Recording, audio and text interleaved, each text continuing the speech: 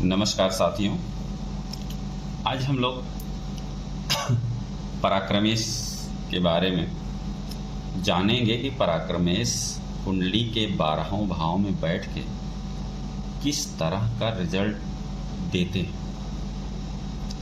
क्योंकि जो पराक्रमेश हैं वो आपकी कुंडली में किन भावों में बैठते हैं और जिन भावों में बैठते हैं उन्हीं से संबंधित रिजल्ट आपको देते हैं। तो जैसा कि आप लोग देख रहे हैं इस चक्र में, इसमें जो पराक्रम भाव के स्वामी हैं ये बुध हैं, क्योंकि कुंडली है मेष लग्न की और पराक्रम भाव है इसमें तीसरी राशि यानी कि मिथुन राशि, और मिथुन राशि के स्वामी होते हैं बुध।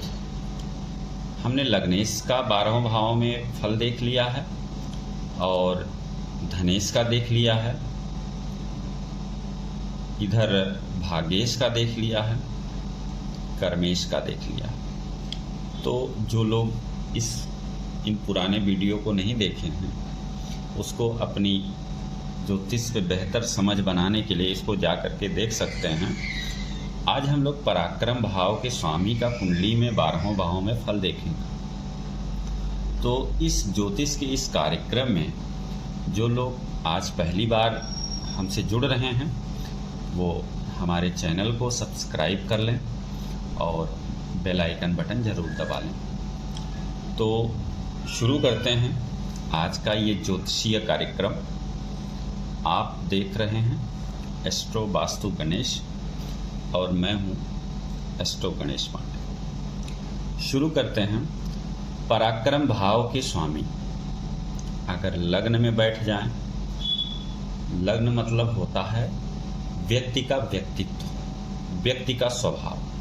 अगर आपके स्वभाव में ही पराक्रम आ जाएगा तो जाहिर सी बात है व्यक्ति पराक्रमी तो होगा ही होगा, पराक्रमी के साथ साथ क्रोधी भी होगा और हर कार्य को वो पराक्रम से करना पसंद करेगा। तो और जब व्यक्ति पराक्रमी होता है तो कहीं ना कहीं वो बोलता भी ज़्यादा है, तो लोगों से उसके संघर्ष भी होते रहते हैं। तो पराक्रमी होने के साथ साथ लोगों से उसके अपने संघर्ष भी होते रहते हैं। लेकिन अच्छाई यह है कि उसका स्वभाव ही पराक्रम का होता है। वो आलसी नहीं रहता है, आलस्य किसी चीज़ में वो पसंद नहीं करता, ना ही वो करता है और ना ही पसंद करता है। तो ऐसे व्यक्ति जीवन में बहुत आगे जाते हैं, क्योंकि पराक्रम ही उनका ध्येय बन जाता है, उनका स्वभाव बन जाता है। और जब व्यक्ति का स्वभाव पराक्रम बन जाए तो समझ लीजिए कि वो जो है किसी काम में असफल नहीं हो सकता, क्योंकि पराक्रम भाव के स्वामी जब लग्न में बैठते हैं तो सीधी 180 डिग्री पर देखते हैं दाम्पत्य भाव, और दाम्पत्य भाव के साथ साथ ये 7वां घर होता है व्यापार का। तो ऐसा व्यक्ति व्यापार से धन कमाता है पराक्रमेश यदि लग्न में बैठ जाए। अब पराक्रमेश यदि धन भाव में बैठ जाए, कुटुंब भाव में बैठ जाए, वाणी भाव में बैठ जाए, दूसरा भाव होता है धन भाव, कुटुंब भाव और वाणी भाव। तो पराक्रम से व्यक्ति धन तो कमाएगा ही, पैतृक संपत्ति मिलेगी, अपने पराक्रम से अपनी वाणी से जो है अपनी संपत्ति में विस्तार भी करेगा, वाणी ओजस्वी होगी, कुटुंब का ख्याल करेगा अपने पराक्रम से। यदि पराक्रमेश स्वयं पराक्रम भाव में बैठ जाएं तो क्या होगा? पराक्रम भाव में बैठने पर जातक को छोटे भाई बहनों से लाभ मिलता है, छोटे भाइयों से लाभ मिलता है। क्योंकि तीसरा घर जहाँ पराक्रम का होता है वहीं छोटे भाइयों का भी होता है और 11वां घर बड़े भाइयों का होता है। तो ऐसी स्थिति में इस भाव में बैठे हुए पराक्रमेश यानी कि अपनी घर में बैठे हुए पराक्रमेश छोटे भाइयों से लाभ दिलाता है और छोटे भाइयों को भी लाभ देता है। यदि जिस जातक की कुंडली में पराक्रमेश पराक्रम भाव में बैठा है वह छोटे भाइयों से लाभ लेता है तो छोटे भाइयों को लाभ दिलाता भी देगा। अब पराक्रमेश और अगर यहाँ बैठ करके सीधी दृष्टि से जो है भाग्य भाव को देखता है। तो मतलब ये हुआ कि अपने पराक्रम से वो भाग्य तक पहुंचने की क्षमता उसके अंदर होती है। अब पराक्रमेश अगर सुख भाव में बैठ जाए, चतुर्थ भाव में बैठ जाए, तो ऐसा व्यक्ति माता के साथ तो मतभेद होता है।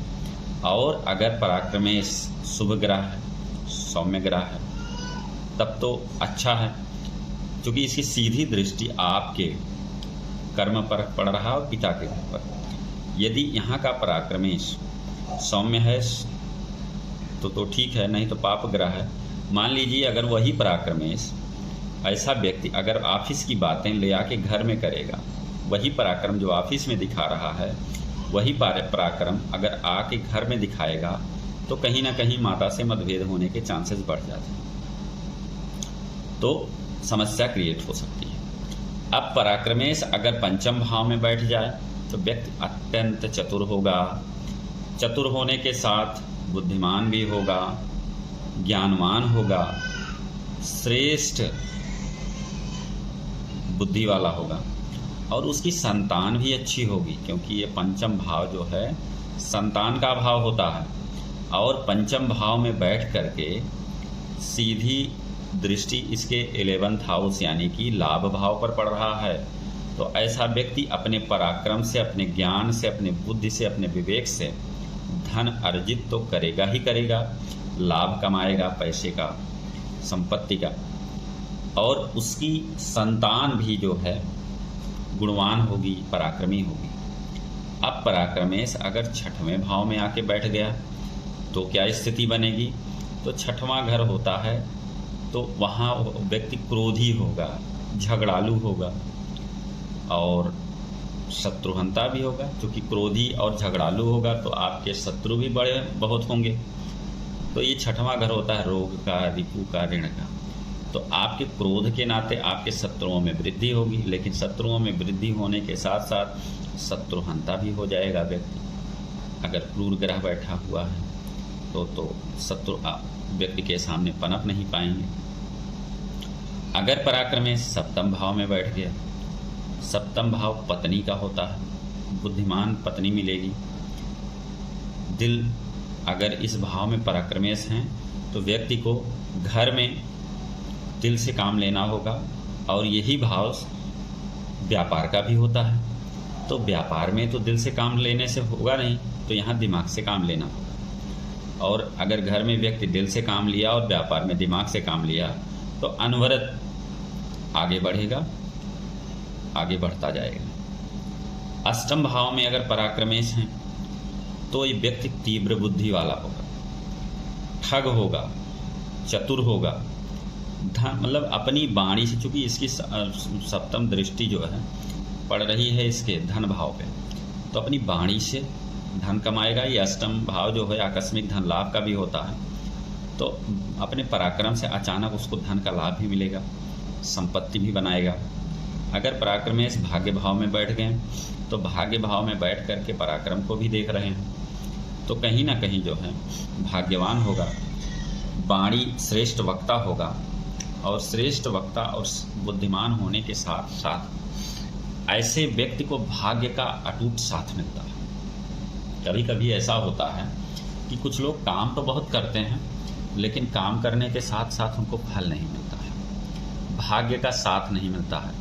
लेकिन ऐसे व्यक्तियों को जिनका पराक्रमेश भाग्य भाव में बैठ करके पराक्रम भाव को देख रहा हो, उन्हें भाग्य का भी साथ मिलता है, और भाग्य के साथ के नाते वो जीवन में बहुत ज़्यादा प्रसिद्धि प्राप्त करते हैं। अब अगर पराक्रमेश दसम भाव में यानी कि कर्म भाव में बैठ गया तो पराक्रम और कर्म का जब संबंध बनता है तो व्यक्ति गरीब से गरीब परिवार में अगर जन्म लेता है तो जीवन में कभी किसी चीज़ की उसको कमी नहीं रहती, क्योंकि वह कर्म से ही पराक्रमी होता है। और जिसका कर्म ही पराक्रम हो वो कभी जो है गरीबी में जीवन नहीं बिता सकता। इसके साथ ही साथ इसके पिता, चूँकि दसम भाव जो है पिता का भी घर होता है, तो इनके पिता भी अमीर भी होते हैं, बड़े कुल में जन्म लेता है सब।